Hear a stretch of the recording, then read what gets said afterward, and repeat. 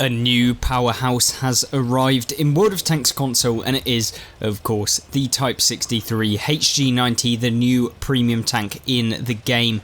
And this is a very novel, unique tank, and if you want to catch up with all of the latest update news that includes this vehicle, then be sure to check out yesterday's video that showcases everything you need to know about the update to get clued in, but you can have a look at that after this little review of the new tank itself. This tank is a Escalation era light tank, and it is a brilliant one of my favourites. It's been one that I've actually really enjoyed playing. It's very expensive if you want to pick it up. I think it's about £40 right now, even in the cheapest version of the tank, which is a little bit disappointing. But you're going to find out why I enjoy this tank throughout these couple of games that you're going to see. I haven't played an inordinate amount of games. We've probably played about 5 or 6, but remember, this video has to get released the day after, so we can't do a complete kind of overview of the tank where I've played 100 battles, but I can give you a very good indication as to how good this tank is or how bad it is, dependent on how well this tank seems to play in the meta. Now, one thing that you'll note about this tank is it's massive. Do you think it's going to be sluggish? Well, probably, but this tank is not necessarily all too sluggish. This one can definitely get up to top speed, and that top speed being up to 90 kilometers an hour roughly, especially if you've got any of the speed boost equipment on, and that's kind of the maximum speed you'll really see this vehicle performing at unless you're going downhill. But on the flat, 89 miles an hour is the kind of top speed that I've been able to achieve. And that's including the use of both the speed boost equipment. So that's kind of what I ran on this tank for the first few games, and then I kind of swapped it out to test out a few different things, see its spotting capability. And this tank is decent at spotting, albeit it is a massive tank, so you're never really going to out kind of spot a lot of the armadillos and stuff like that in the game.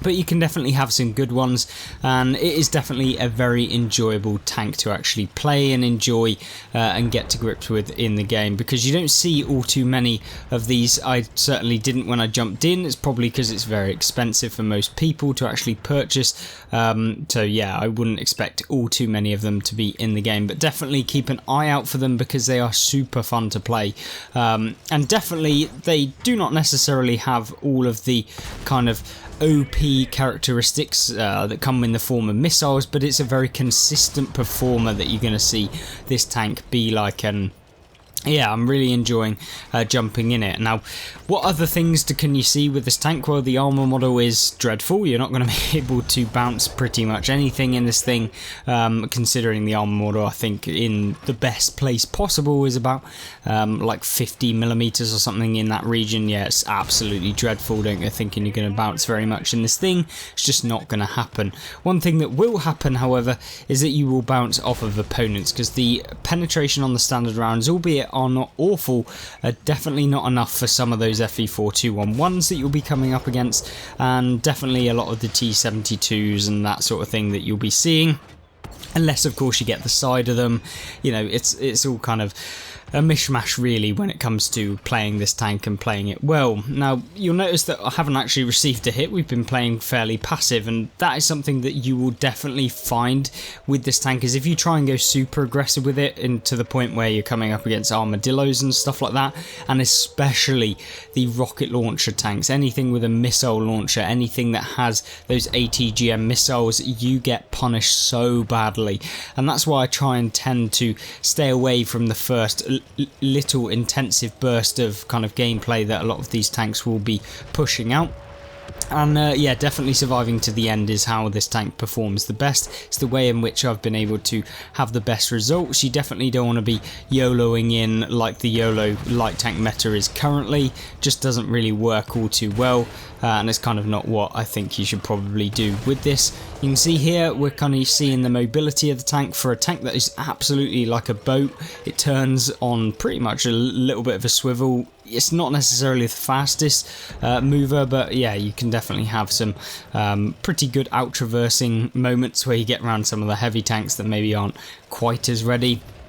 But beware that you do have to kind of come in for a little bit of a swing. You can't do the armadillo where you actually just circle them for ages and ages. You kind of have to be a little bit careful as to how you're going in, which is obviously really important that you do with most light tanks. But yeah, you don't really get away with it all too much if you just try and circle one tank continuously. Yeah, it just doesn't really work. Now, what you're seeing here is we're on 3,700 damage and we're on 782 assistance. But the key thing with this tank, from what I've been kind of enjoying the most, is the amount of silver that you earn with this vehicle. You can earn, from having a very, very mediocre game in this tank, you can easily earn like 150,000 silver every single game, which if you double it is going to give you about 300,000 silver per game, which is amazing and definitely worth doing if you are thinking about really trying to find a premium that's just going to grind you out a ton of silver. This is very much a really, really good one to do that, and especially once you've learned how to use the tank to the best of its ability, you'll be able to grind out so much silver that will be probably one of the best things that you can do. You can see here, unfortunately, we get the gun taken out as we're trying to get back to the cap, and unfortunately we don't manage to actually do that, but we do pick up 6,200 damage within this replay. And you're going to see what that silver amount that we had in this game for getting a loss. Remember, you get a negative bonus to the silver and everything and XP when you lose, and we still made 352,000 silver, which was amazing, and also picked up nearly 7,000 combined damage, which is definitely not a terrible result. Now then, let's take a look at what this vehicle can do on a bit better of a terrain, on something a bit more hilly, where the gun depression of 5 degrees on this tank feels a little bit lackluster. And it certainly does feel lackluster, especially when you're firing over the front of the tank. When you go over the side, you seem to get more gun depression. I think that that's because the kind of boat at the front seems to limit the amount of gun depression you can get, and that's kind of why you have to kind of side swivel. And I guess that's kind of good because you can avoid a lot of shots when you're going on the side profile of this tank, rather than lining up straight towards someone and just beelining it for them. You can see here we've set up in the nice beginning position on Teepval Ridge. Obviously this is true vision, so you could get hit from pretty much anywhere. I think that may be a person up there on the hill, potentially, but it wasn't. And you can see here that we are kind of pushing out the damage onto, well, trying to push out any damage onto people crossing, just get some vision, spot opponents and that sort of thing without being spotted at the beginning of the game. And that's kind of what you can do to get up some extra assistance damage and be able to get some more silver in your games, is essentially getting more combined damage in your games, whilst also trying to push out some damage as and when you can. You can see here that I've actually got the smoke consumable, which I would highly recommend with this tank because it is huge, and when you do get spotted it can be very painful in terms of your hit point pool. So in fact, dropping the medkit for it is probably worth it. But definitely don't drop the repair kit, because I did try that for a few games and it went very badly because I dropped it for the fuel consumable. And yeah, it definitely gets tracked all of the time, which is, I guess, a negative of the tank as well. But overall, it's only a minor one really, in the grand scheme of things. You can see what we're doing here is now moving towards. We accidentally crashed into the FV4211. I'm sorry if that was you in the game. I didn't mean to do that. I just wasn't looking or paying attention. But in this game, we've had a shocker really. We've done 374 damage and only 200 assistance, and we're nearly 3 minutes into the game. And this is going to showcase what happens when you do go full on engagement. And you can see here, ramming into a wreck of a tank is not a good idea regardless of who you are. We can get the shot in here, and then we use the smoke as we should in Cold War to avoid the shell from the T-72, and that is something you really should be doing, is using this smoke screen, because it is super important, especially in this tank. Some of the light tanks you can get away with not using it, something like an armadillo, because you can avoid a lot of the shots anyway. But in this thing, if someone spots you and if they're close distance, usually they can get the hit on you, and then it ends up very badly for you. So definitely take your smoke screen if you do decide to purchase this tank. And alternatively, if you are actually thinking about taking some of these out, remember that try and aim in front of them if they're going side on, and of course just aim straight at them if they're coming straight towards you. Remember, of course, some people will try and bait you when they're coming towards you and then suddenly swivel to the right when they think you're about to fire, and then you end up missing your shot. So just be mindful of that as well.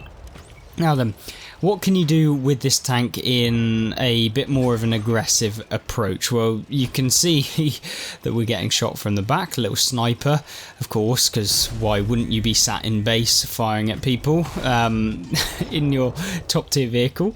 But nonetheless, we will go after the FE4211 and just try and snipe. You want to be kind of a support role in this tank. You are not an all-out aggressor. You are not going to be able to take the hits, and definitely not against some of the FE4211s. But you can definitely be helpful for your team, and that is something I really enjoy about this tank, is playing the support role, playing it well, and obviously moving forward at great speed. You can see here we're doing 85 to 90 kilometers an hour on the flat, and also you do get pretty good terrain resistances as well, albeit when you turn on some hilly areas you're going to lose a bit of speed, but yeah, it's definitely not bad at all, and it'll beat most of the medium tanks. But remember, you do have the alpha damage of a lot of these medium tanks, as well as having the DPM of the medium tanks as well. You see me being very wary to just go off in. The amount of times I've actually gone off in thinking that the 5 teammates that are surrounding me are going to actually push down and damage the people that I YOLO, and it never happened, so that's why I kind of stayed away for the beginning. And now you see me just moving in, because why not? It's this point in the battle where you can. Obviously, shouldn't have auto-aimed there. We would have actually got the damage if we didn't do that. But from this point onwards, we can progress towards the rest of the teammates. And that's something which this tank does a lot better than the FE4211. It never really gets hindered by being halfway across the map because of that speed that you can get and generate in this tank. Should you take vertical stabilizers? Probably. I wouldn't necessarily take both speed boost equipment, although I think it's really important to get the turning speed up on this tank, because you don't want to be turning like a boat, and considering this looks like one, you definitely don't want to be falling into that category, because it just isn't that fun when it happens. But nonetheless, I really do think that you should try out this tank. Wargaming should be bringing in a rental program where you can kind of loan a tank for a day, just test it out, or a couple of battles, maybe even 5 battles when it first gets released, so people can see whether they want to purchase it. I think that would be pretty good.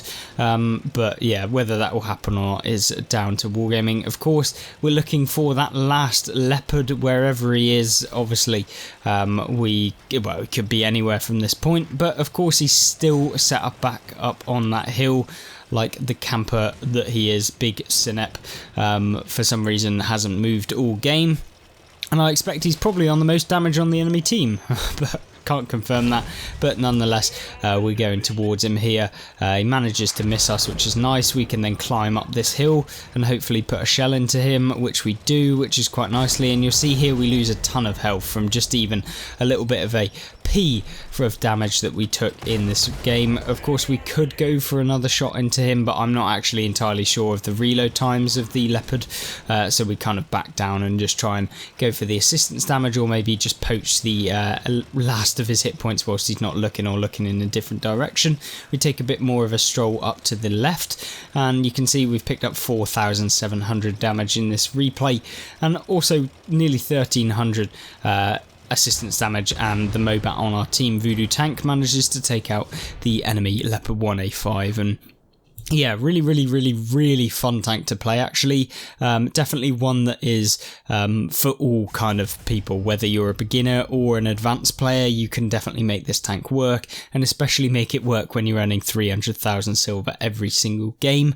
Really fun to play, and hopefully you guys enjoyed this review. Should you buy it? I think If you don't mind about the price tag, this tank is really decent. It's definitely one of the more competitive premium tanks that have been released in Cold War. Is it as good as the Armadillo? I mean, they're two kind of separate tanks playstyles. The Armadillo are very much a super nimble, fast rate of fire tank, this one being more of a medium light tank. Think of it like the T-54 lightweight or something like that, just not as heavy and you can't ram things. Like, that's pretty much what this vehicle is comparatively to something like a French wheeled light tank that might be compared to something like the Armadillo. Hopefully you did enjoy this review. Of course, let me know your opinions and thoughts on this tank, if you've purchased it, if you're gonna purchase it, if you think Wargaming are just trying to rip everyone off with the price tag of this vehicle, and if you think I'm completely wrong about the vehicle, then let me know in the comment section down below and we can have a really good discussion. Thank you very much for watching the video. Don't forget to check out the other update news video that we've done covering everything else surrounding this update. And I hope you have a fantastic rest of your day and a fantastic rest of your week, and I hope you join me back in the next video. Goodbye.